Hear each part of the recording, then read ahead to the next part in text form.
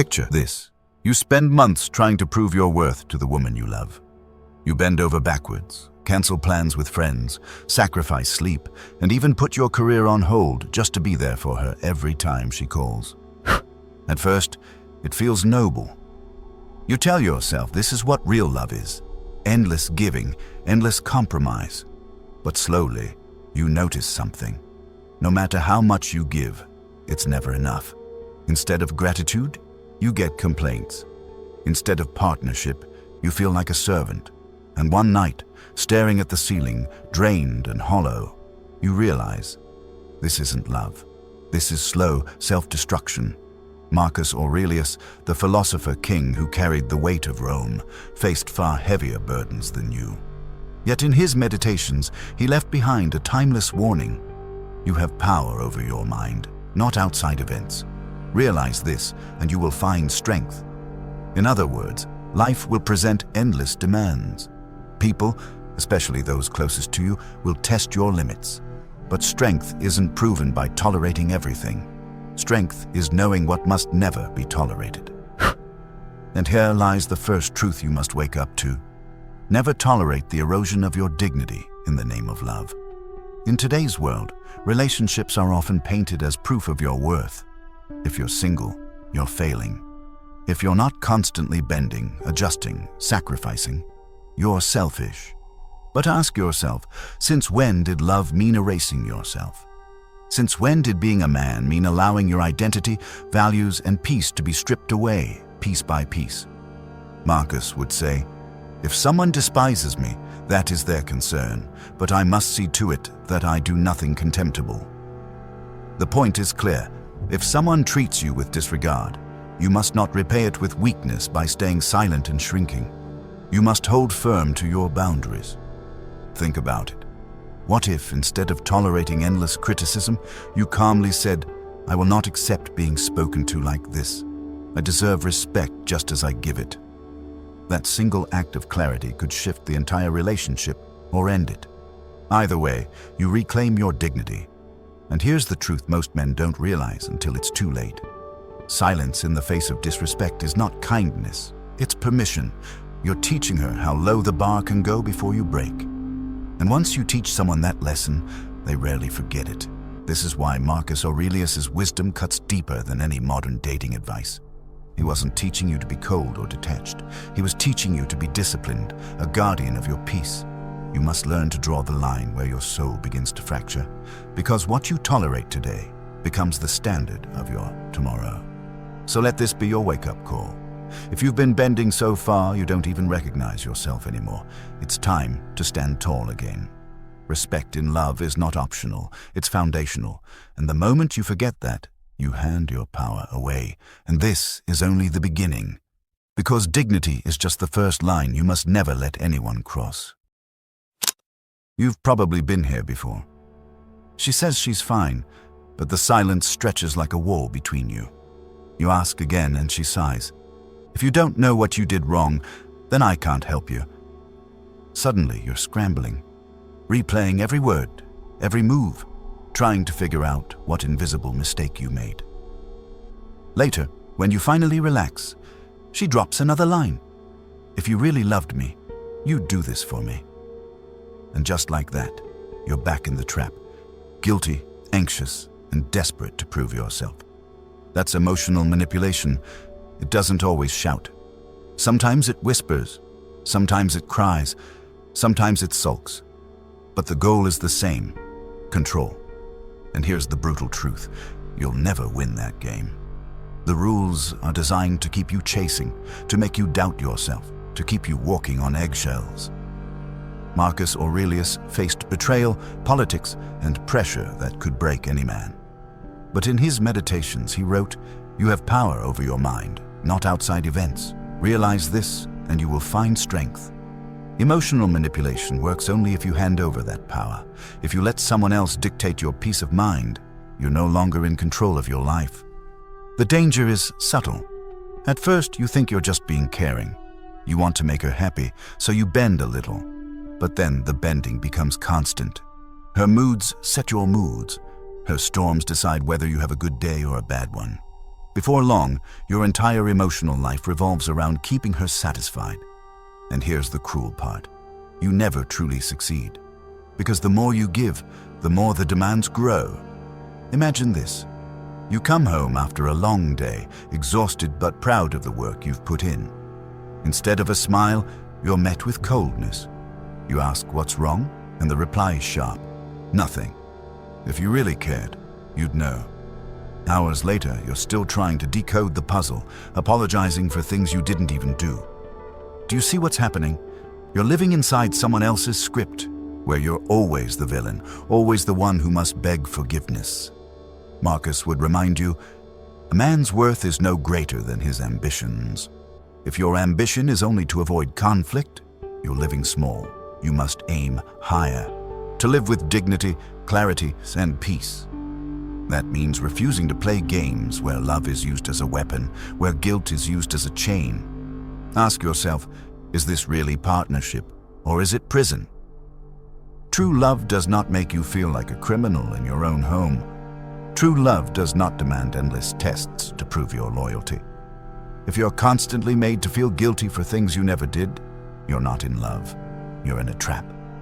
And here's the key. Walking away from manipulation isn't cruelty. It's courage. Marcus Aurelius didn't waste his life wrestling with things he couldn't control. He focused on his own actions, his own integrity, his own peace. You must do the same. Because if you let someone else pull the strings of your emotions, you're no longer a man, you're a puppet. So hear this clearly. Never tolerate emotional manipulation. Love built on fear and guilt is not love at all. It's slavery in disguise. And the longer you endure it, the harder it becomes to remember who you really are. And in the next part, we'll confront another truth men avoid, the cost of tolerating promiscuity and why loyalty is not just old-fashioned, but the backbone of real love. Think about this. You meet a woman who turns every head when she walks into the room. She tells you stories of wild nights, countless experiences, and brushes it off with a laugh. The past doesn't matter. At first, you tell yourself she's just being honest. You convince yourself that you're strong enough, modern enough to handle it. But deep down, something twists inside you. You wonder how many times she's said the same sweet words to other men. You wonder if the intimacy you share is unique, or if it's just another recycled scene from her endless past. And then one night, when she disappears with friends, and her phone stays silent for hours, the unease grows. You can't focus. You can't rest. Doubt eats away at you. That's the hidden cost of promiscuity. It plants seeds of insecurity that no amount of reassurance can fully erase. Marcus Aurelius wrote, "If it is not right, do not do it. If it is not true, do not say it." Promiscuity is the opposite of truth. It tells you, this is freedom, this is fun, this is harmless. But in reality, it makes loyalty cheap and intimacy shallow. How can a bond be sacred if it's been traded 100 times before? Society tells you to tolerate it, that it's controlling to care about a woman's past, that standards are outdated, that exclusivity is insecure. But let's be real. You feel the weight of it because loyalty still matters. Trust still matters. The ability to look at your partner and know this is ours, this is sacred, is what separates love from mere transaction. Marcus faced temptations as an emperor, power, pleasure, distraction, yet he chose discipline. He wrote, "Waste no more time debating what a good man should be. Be one." For you, that means not lowering your standards out of fear of being called insecure. It means being honest enough to say, I will not share my life with someone who treats loyalty like a joke. Because here's the truth. When you tolerate promiscuity, you accept instability as the foundation of your relationship. And sooner or later, that foundation cracks. Jealousy creeps in. Suspicion becomes routine. You find yourself checking her phone, scanning her Instagram, doubting every late-night text. That's not love. That's paranoia. And it will rot you from the inside. Now, this isn't about shaming the past. It's about recognizing patterns. A woman who still clings to attention, to validation from strangers, to constant indulgence. She is not ready for commitment, and if you stay, hoping she'll magically change, you're not saving her, you're sacrificing yourself. Marcus would tell you, let not your mind run on what you lack as much as on what you have already. If she cannot see the value of your loyalty, then she does not deserve it. Your time, your devotion, your presence, that is rare. Do not hand it to someone who treats it as disposable. So, hear me clearly. Never tolerate a woman who treats loyalty as optional. Intimacy without exclusivity is emptiness disguised as passion. And the more you tolerate it, the more you will lose yourself in endless comparison and quiet resentment. The strongest man is not the one who can endure anything. The strongest man is the one who can walk away when his soul knows the truth. Next, we'll expose another hidden chain: gold digging and materialism, and why a woman who loves your money more than your soul will quietly destroy everything you've worked for. Picture this. You finally land that promotion you've been grinding for. You're excited, proud, ready to celebrate. But the first thing she says isn't, "Congratulations." It's, "Now we can finally upgrade my car, or maybe take that luxury trip I've been wanting." The focus isn't on your achievement. It's on what your achievement can buy her. And in that moment, a quiet truth hits you. She's not celebrating you. She's celebrating what you can provide. This is the trap of gold digging. It doesn't always look like the stereotype. Lavish gifts, designer bags, demands for luxury.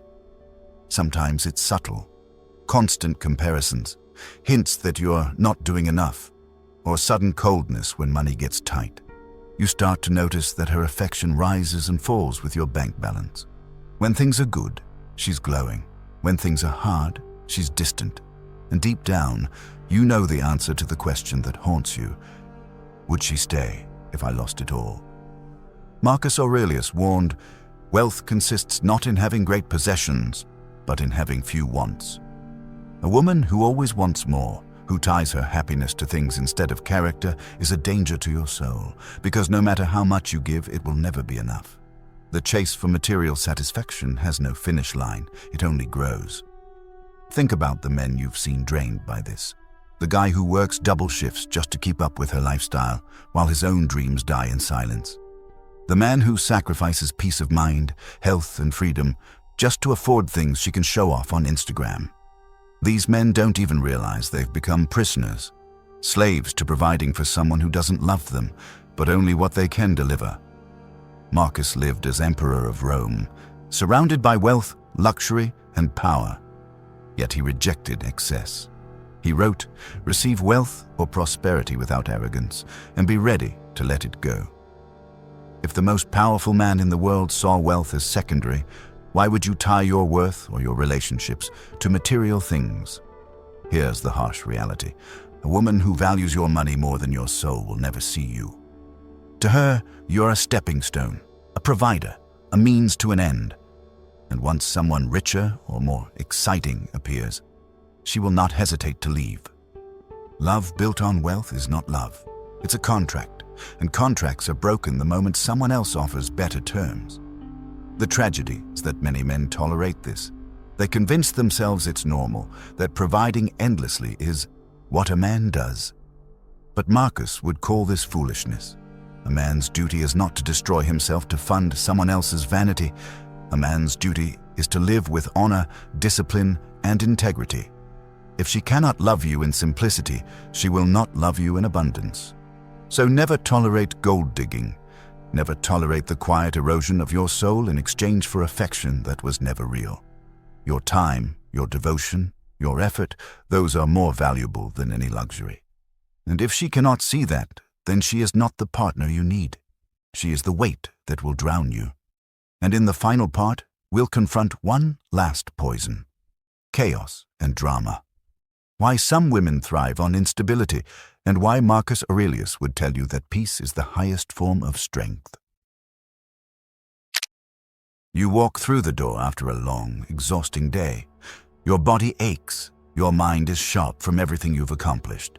And for a moment, you allow yourself to hope for peace. But then it starts. A small remark explodes into an argument. A minor disagreement turns into drama. She lashes out, maybe even in front of others, twisting your words, turning a harmless action into a personal attack. Suddenly, you're pulled into a storm you didn't create. Your chest tightens, your thoughts scatter, your patience frays. You feel trapped in someone else's chaos, and the more you try to reason, the more entangled you become. Too many men endure this, thinking that surviving emotional storms proves strength. They believe that tolerating outbursts, manipulation, or public humiliation is a testament to their love. But Marcus Aurelius would see this as weakness masquerading as patience. He faced betrayal, political intrigue, and the crushing weight of an empire. And yet he wrote, "You have power over your mind, not outside events. Realize this, and you will find strength." Your power lies not in controlling her moods, her tantrums, or her manipulations, but in controlling your response. True strength is not reactive. It is deliberate. It is calm in the midst of chaos, clarity in the midst of confusion, and dignity in the midst of emotional storms. Imagine sitting quietly while the world rages around you. A partner shouts, a scene unfolds, accusations fly, and you remain unshaken. Not because you are indifferent, but because your value, your peace, and your mind are not negotiable. You're not a puppet being tossed by another's whims. You are a man in command of himself. Think about how often men replay arguments endlessly, apologizing, bending, over-explaining, trying to restore a fleeting calm. Every apology chips away at self-respect. Every compromise that undermines your boundaries chips away at confidence. Every tolerated outburst teaches the world and the people closest to you how far they can push before you resist. Chaos thrives where discipline is absent. Drama dominates where clarity and boundaries are weak. Marcus Aurelius wrote, "Waste no more time arguing about what a good man should be. Be one." Standing firm is not cruelty or arrogance. It is mastery of the self. It is knowing what is yours and protecting it fiercely. Your mind, your energy, your time, and your peace are your most valuable assets, and no one else has the right to erode them. Consider a scenario. You're at home, exhausted. She criticizes your choices, your words, even your silence. She tests your patience, pings your insecurities, and draws you into a web of guilt and doubt. Instead of responding with rage, you observe calmly. You see her actions for what they are, attempts to control, to unsettle, to manipulate. You do not engage in the chaos. You do not validate the storm. You simply set your boundaries and hold them. This is not easy. It requires courage, discipline, and self-awareness. It requires understanding that your value is not contingent on approval or attention. That peace is more precious than temporary comfort or avoidance of conflict. Marcus wrote, "The happiness of your life depends upon the quality of your thoughts. Let your thoughts be disciplined, your mind serene, and your actions aligned with your principles." Walking away is not failure. Refusing to tolerate chaos is not cruelty. It is self-respect in its purest form. A man who refuses to participate in unnecessary drama, manipulation, or emotional toxicity commands a presence that cannot be shaken. He teaches the world how to treat him without uttering a single word. Imagine the life you could live if chaos no longer dictated your emotions. If every argument, every tantrum, every attempt at manipulation simply bounced off your calm like water off steel. Your focus sharpens, your energy multiplies, your confidence grows. People who respect you gravitate closer, those who do not drift away, and most importantly, you rediscover your own power, your own center, your own freedom. Strength is not enduring everything silently. Strength is knowing your limits. Strength is standing firm, walking away when those limits are violated, and never negotiating your peace. Love should elevate, not consume. Respect should be mutual, not earned by endless sacrifice. Peace is not negotiable. It is your inheritance, your sanctuary, your fortress. You have a choice. You can continue tolerating chaos, giving your energy to storms that weaken you. Or you can rise, reclaim your dignity, and demand a life that reflects your worth.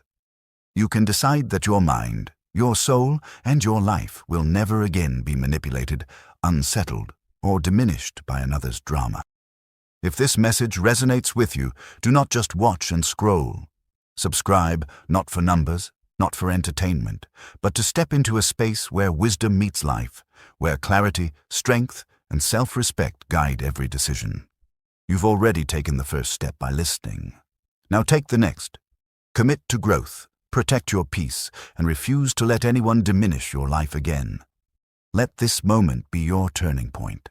Let chaos remain outside your boundaries. Let serenity, clarity, and mastery over your mind guide every step you take. Let your life belong to no one but yourself.